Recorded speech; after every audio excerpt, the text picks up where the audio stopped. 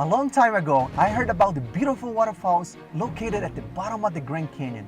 They say Havasu Falls are one of the most photographed in the world. So I decided to go check them out for myself. After a 13-hour drive, most of which through the historic Route 66, the road ends in a parking lot at the top of the canyon. From there, it's an 8-mile hike to the village of Supai. Then, it's another 2-mile hike to the waterfalls. There are no roads to Supai. To get there, you must hike the canyon, ride a mule, or you can fly in by chopper. In fact, this village is so remote that it's the only town in the US where mail is still carried out by mule. This was no doubt one of the most amazing hikes I've ever been on.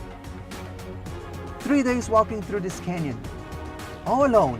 Well, mostly alone. I did encounter many beautiful creatures along the way. Some of them greatly misunderstood. I met this woman once in Thailand. She used to eat scorpions. Well, I'm glad I'm not in Thailand. And actually I'm not that hungry. I'll stick with my instant noodles and sardines for tonight. I'm gonna let this guy go now. All of them added something very special to the whole journey. When you hike in the high desert, you're never truly alone. If you just keep your eyes, ears, and heart open, you are certain to find many hidden treasures.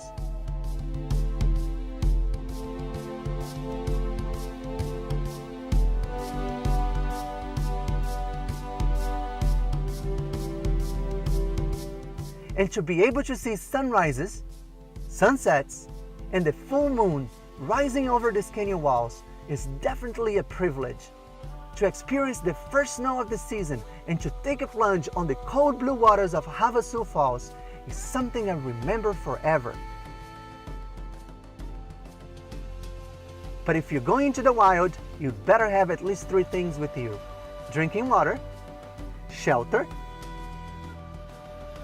You must have a way to stay out of the elements. You will live longer that way, especially if you are in an area where the weather can change at any time.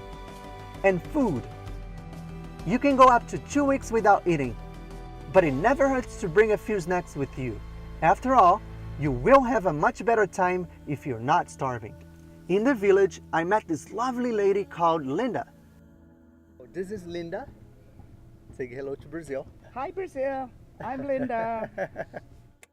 Tell me, how do you say hello in your There's language? no such word as hello in Supai, but we just say caminhando. Caminho. Caminhando means how are you? Caminho. And Okay. I wanted to know, what does Havasu means? Yes, I don't know what that means. Havasu, ha means water. Havasua means green, blue. It's vice versa. Vasua means blue, green. Well, Yeah. thank you very much. Can I kiss know. your hands? Sure. Thank you very much. Thank you. The half hour spent with Linda alone was worth the 8-mile hike carrying 40 pounds on my back. That woman's heart is bigger than this whole canyon. When I told Linda she lived in a magical place, she said, "No, son, life is magical.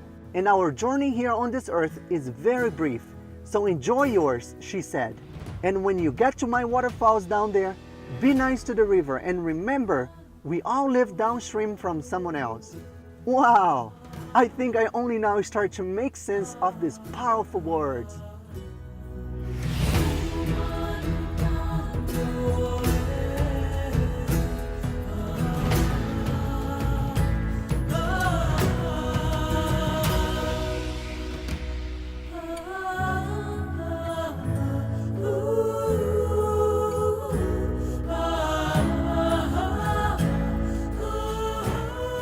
When the time came to finally leave the canyon, I decided to throw in the towel and just fly out. That way I could see that whole place from a bird's eye view. The experience was fantastic, and this video is merely a glimpse of it. As I fly out of here, I struggled to grasp the real meaning of this experience. And then I realized you could live a lifetime reading books and watching the Discovery Channel, but it's only when you get out there yourself that you begin to realize how very lucky we are to be part of this planet.